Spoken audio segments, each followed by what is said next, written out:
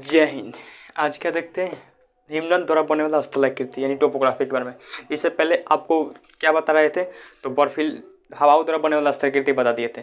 आज क्या देखते हैं, हिमनद यानी बर्फ द्वारा बनने वाली स्थलाकृति। तो देखिए, बर्फ द्वारा बनने वाला स्थलाकृति वहीं पर बर्फ द्वारा स्थलाकृति बन सकती है जहाँ पर कोई ना कोई घिसावट हो। यदि अगर दो बर्फ को लेकर अगर लगाएंगे यानी घिसावट करेंगे तो उसमें कोई घिसावट नहीं होगा जब तक उसमें कोई बालू कंकड़ लकड़ी उकड़ी यानी अर्थात कोई बाहरी अशुद्धि जब तक उसमें नहीं मिला हो, जब तक कोई आकृति बनेगी नहीं।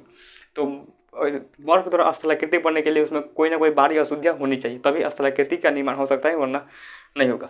तो देखिए, अगर बर्फ देखेंगे तो ज़्यादातर बर्फ पहाड़ पे ही क्यों पहाड़ पर पाए जाते हैं, क्यों? तो देखिए,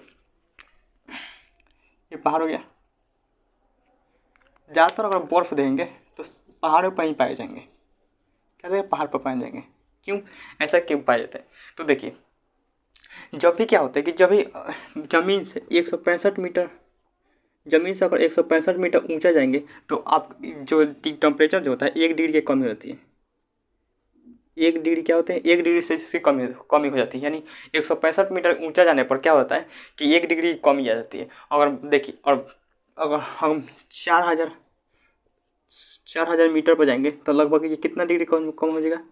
25 डिग्री सेल्सियस की कमी आ जाएगी। अगर 4000 लगभग मीटर ऊंचा जाएंगे तो 25 डिग्री की कमी आ जाएगी। तो देखिए, अगर जितने भी दुनिया में जितने भी पर्वत हैं, पहाड़ हैं, वो औसतन उसकी ऊंचाई कितनी है?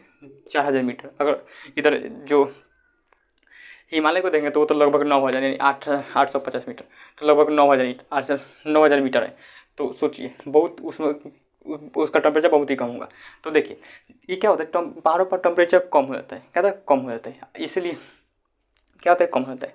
तो क्या होता है कि जब भी हवा में क्या होती है, नमी मौजूद होती है। क्यों? हवाएं हमेशा बहती रहती है तो उसमें नमी मौजूद होती है। जैसे कि अब जहाँ तक देखेंगे नदी नाली जहाँ से अब थूक वगैरह बिकते हैं, वो भी क्या था 2 मिनट बाद खत्म हो जाता है। क्यों? वहाँ की नमी जो होती है उठ कर हवा में मिल गई।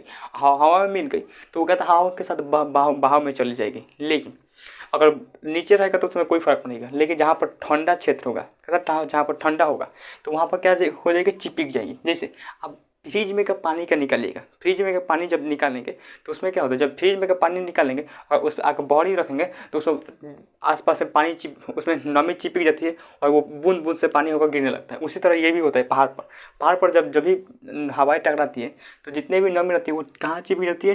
पहाड़ में चिपक जाती है, पहाड़ों में सड़ जाती है। और पहाड़ों में सड़ जाती है तो वहाँ पर टेम्परेचर बहुत ही कम होता है। तो टेम्परेचर कम होता है तो वो पानी जो होता है क्या हो जाता है, वो टेम्परेचर जब कम होता है वो पानी बर्फ बन जाता है। तो इसे बर्फ बन बहुत सारे, एक दिन में तो होगा नहीं, तो बहुत दिन कर लाखों साल लगते हैं ये सब बर्फ बनने में।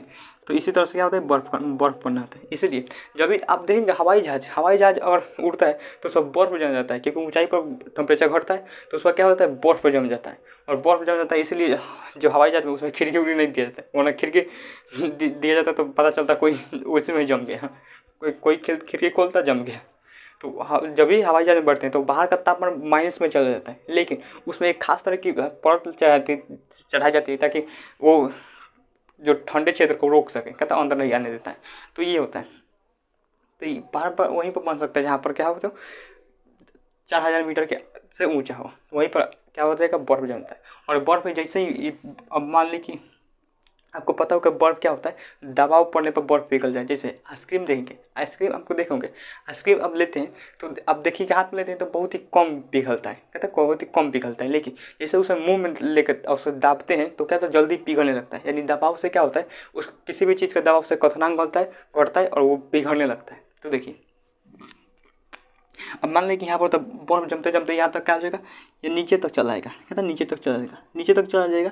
और नीचे तक आए तो नीचे बहुत सारा दबाव में आ जाएगा। और दूसरा, ये पहला तो ये बहुत दबाव में आ जाएगा, और दूसरा यहाँ पर टेम्परेचर भी कम हो जाएगा। और टेम्परेचर कम होगा और ऊपर से दबाव लग रहा है, जिस वजह से ये पिघलने लगता है और पिघल कर इसमें से नदियाँ निकलने लगती है।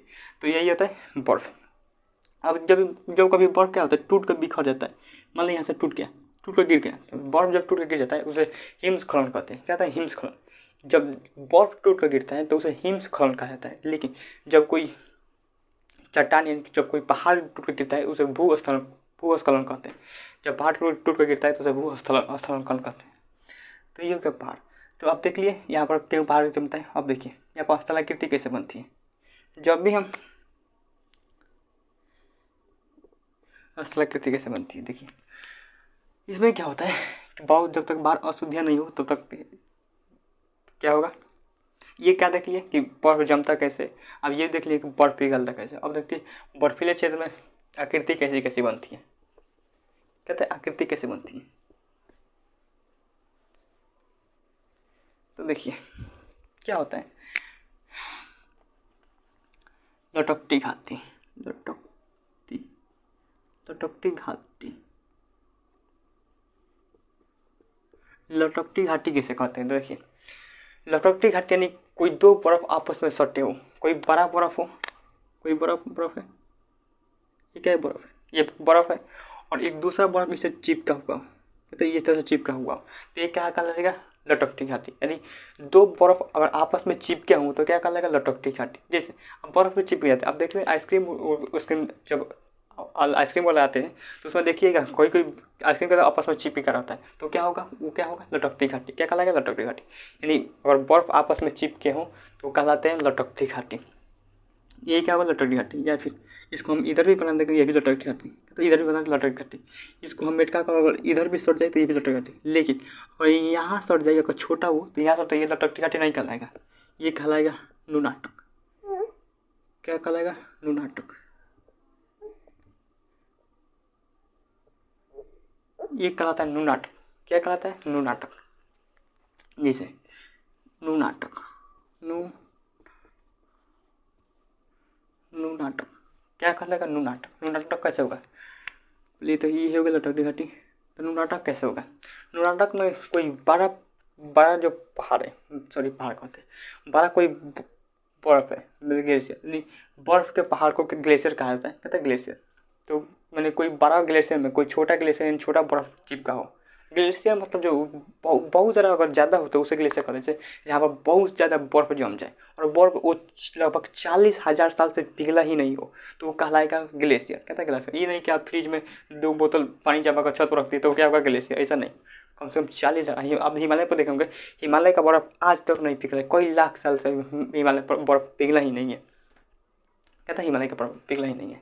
अंटार्कटिका का बर्फ वो भी नहीं पिघला है, लेकिन हालांकि अब ग्लोबल वार्मिंग, जिस वजह से ग्लोबल वार्मिंग क्या होता है, बढ़ रहा है। अब देखेंगे एक्सपर्ट का कहना है कि 2050 तक 2 डिग्री का टेम्परेचर बढ़ जाएगा, तो जिस वजह से जहाँ पर अंटार्कटिका का बर्फ है वहाँ पर बर्फ पिघलेगा, और जितने भी समुद्र के किनारे शहर है वो कहता है पानी में चल जाएंगे। कहता है यहाँ भारत में देख लेंगे, मुंबई, गोवा बीच, चेन्नई, ये सब कहते हैं, कोलकाता, ये सब किसके शहर किनारे जो है समुद्र के किनारे है, तो ये सब क्या हो जाएगा, ये जल स्तर हो जाएंगे, जलमग्न हो जाएंगे। तो इसको भी रोकना जरूरी है, ग्लोबल वार्मिंग, क्योंकि हर साल क्या होता है, टेम्परेचर बढ़ रहा है। अब गर्मी के देखेंगे ठंडी में कम, लेकिन गर्मी में देखेंगे गर्मी का तापमान हमेशा बढ़ते चल जाएगा। अगले साल गर्मी आएगा तो फिर अगले साल जो गर्मी आएगा उससे ज़्यादा होगा, फिर अगले साल जो गर्मी आएगा उससे ज़्यादा होगा, मतलब टेम्परेचर बढ़ रहा है, जिस वजह से ग्लोबल वार्मिंग का दिक्कत है। एक्सपर्ट का ऐसा कहना है कि 2050 तक क्या हो जाएगा, 2 डिग्री का तापमान बढ़ जाएगा। तो ग्लेशियर में क्या होता है, कोई 40,000 साल से अगर पिघला नहीं हो बर्फ, वो कहलाएगा, क्या कहलाएगा, ग्लेशियर। क्या होता है, ग्लेशियर, यानी बर्फ के पहाड़ को ग्लेशियर कहते हैं। तो ये क्या, तो क्या ये क्या है, ये जो है लटकती घाटी। अब देखते हैं नुनाटक। नुनाटक कहते किसे, तो देखिए जब कोई बड़ा पर्वत यानी बर्फ का पर्वत, याद रखिए पर्वत कहा जा रहा है, ग्लेशियर यानी बर्फ, कोई बड़ा बर्फ और उसके नीचे छोटा सा बर्फ हो, क्या, तो उसके नीचे छोटा सा बर्फ हो। जब कोई बड़ा बर्फ के नीचे अगर छोटा सा बर्फ हो तो क्या कहलाएगा, नुनाटक। क्या कहलाएगा, नुनाटक। अब इसे आसानी से याद रख सकते हैं, जैसे कोई भी चीज़, नुनाटक यानी नाटक। नाटक कैसे दिखाई देते हैं, कोई छोटा सा चीज़ पर बड़ा चीज़ को चढ़ा दे तो क्या कहलाएगा, नाटक दिखाई दे। जैसे अब जो जादूगर या फिर जो भी नाटक किए जाते हैं उसमें देखते होंगे कि आदमी क्या करता है, नीचे रह जाता है और उसके ऊपर से ट्रैक्टर नहीं, वो तो पचक जाएगा, 4 चक्का मतलब 2 चक्का या फिर बाइक को चढ़ा देते हैं, तो छोटे आदमी पर जो बड़ा चीज़ चल जाए उसे नाटक कहता है, नाटक कहते हैं। जैसे आदमी पर हाथी, ये क्या लगेगा, नाटक। अगर हाथी पर आदमी चढ़े तो ये कोई नाटक नहीं का। देखिए न्यूज़ कैसे बनता है आपको पता होगा, हाथी पर आदमी चढ़ जाए या फिर हाथी पर आदमी चढ़े तो ये कोई न्यूज़ नहीं, लेकिन आदमी पर हाथी चढ़ जाए तो ये न्यूज़ होता है, कहता न्यूज़ होता है। तो उसी तरह आप नाटक से याद रखिएगा, यानी छोटा पर क्या हो जाए, बड़ा चढ़ जाए। तो नुनाटक मतलब बड़ा बर्फ के नीचे क्या होगा, छोटा बर्फ हो तो क्या कहलाएगा, नुनाटक। और दो बर्फ अगर आपस में चिपके हों तो क्या कहलाएगा, लटपटी घाटी, कहते हैं लटपटी घाटी। तो ये हो गया।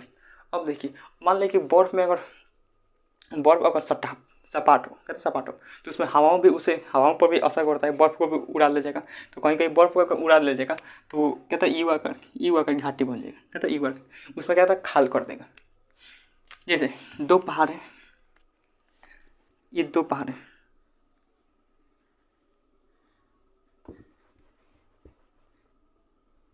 दो पहाड़ है। अब मान लें कि आपको बताया कि जो बर्फ टूट कर गिरता है उसे भूस्खलन कहते हैं, कहते हैं भूस्खलन। तो मान लें कि ये सब ग्लेशियर है, क्या ये ग्लेशियर, ये ग्लेशियर है, ये क्या है ग्लेशियर,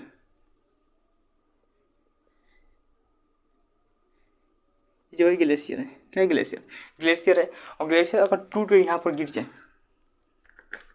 ग्लेशियर क्या हो जाए, टूट के गिर जाए, ग्लेशियर टूट के गिर जाए, यानी बर्फ का पार्ट टूट के गिर जाए। तो अगर मान लें कि बर्फ का पार्ट टूट के गिरेगा तो क्या कहते हैं, हिमस्खलन। तो हिमस्खलन अगर हो जाए तो यहाँ पर हिमस्खलन गिरेगा तो यहाँ पर इस तरह से हो जाएगा, कहता है इस तरह से कि ये खाल थोड़ी कर देगा, ये नदी थोड़ी है कि खाल कर देगा। आपको बताए थे जो आ जाएगा घाटी कौन बनाती है, नदी बनाती है, भी अगर घाटी नदी बनाती है, पहाड़ बनाते हैं, सॉरी भी अगर घाटी तो पहाड़ बनाते हैं। तो आ जाएगा घाटी, जैसे ग्रैंड कैनियन आपको पता होगा। तो ये क्या था, ईव आकार की घाटी बनाती है। बर्फ द्वारा बनने वाला ईव आकार की घाटी किसके द्वारा बनता है, तो बर्फ के द्वारा, कहता है बर्फ के द्वारा। तो जैसे ही बर्फ इस टूट के गिरेगा तो इस तरह यहाँ पर अड़ जाएगा, फिर यहाँ पर अड़ जाएगा। तो ये ध्यान से देखिए, ये ईव आकार का हो जाता है, कहता है ईव आकार का, क्या हो जा रहा है, ईव आकार का। तो ईव आकार की घाटी किससे बनती है, बर्फ ग्लेशियर से, किससे बनती है, ग्लेशियर से। तो ये अगर घाटी, अब मान लीजिए कहीं बर्फ सपाट है, जैसे मैदानी क्षेत्र की तरफ बर्फ पिघला हो। जैसे आप देखेंगे कुल्लू या फिर मनाली आप जाएंगे तो वहाँ पर बर्फ इस तरह से, कुल्लू मनाली जम्मू कश्मीर सब बर्फ, जैसे यहाँ पर ज़मीन पर जैसे मिट्टी बिछा होता है उस तरह से वो बर्फ बिछा हुआ होता है, कहता है बर्फ बिछा होता है। आप फिल्म में देखोगे कि बर्फ उठाकर खेलते हैं लोग, मतलब एक दूसरे को मारते हैं। आप फिल्म में देखोगे, वो फिल्म में ठीक है, तो रियलिटी में नहीं मार देगा। रियलिटी में अगर उसमें मारने का तरीका होता है, उसे बटोर कर गोला करते हैं तब मारते हैं, नहीं तो अब उठा कर उस बर्फ का पहाड़ उठा कर किसी मार दीजिएगा, वहीं पर पचक जाएगा, खत्म किस। तो ये होता है। तो उसमें क्या होता है, अगर सपाट बर्फ पिघला हो तो हवाएं जब चलेगी तो उसे क्या करते हैं कि कहीं कहीं खाल कर देगी। जैसे ठीक उसी तरह जैसे आप हवाएं क्या करते हैं, मरुस्थलीय क्षेत्र में खाल कर देती है। तो आपको बताए थे मरुस्थलीय क्षेत्र में हवा द्वारा मरुस्थलीय क्षेत्र में खाल किए जगह को क्या कहते हैं, वातरंध, ये आपको बता देते हैं। लेकिन इसमें भी तो खाल हो जाएगा, बर्फीले क्षेत्र में जब खाल होगा तो ये इस तरह से खाल हो जाएगा, ये क्या होगा, गड्ढा हो जाएगा। तो ये गड्ढा को सार्क कहते हैं, क्या कहते हैं, सार्क कहते हैं। इसे भूस्खलन, ये वाला घाटी, ये वाला की घाटी, ये जब टूट कर गिर जाए, तो इसे भूस्खलन, सॉरी भूस्खलन तो बाहर टूट कर गिरता है उसे कहते हैं, इसे कहते हैं हिमस्खलन,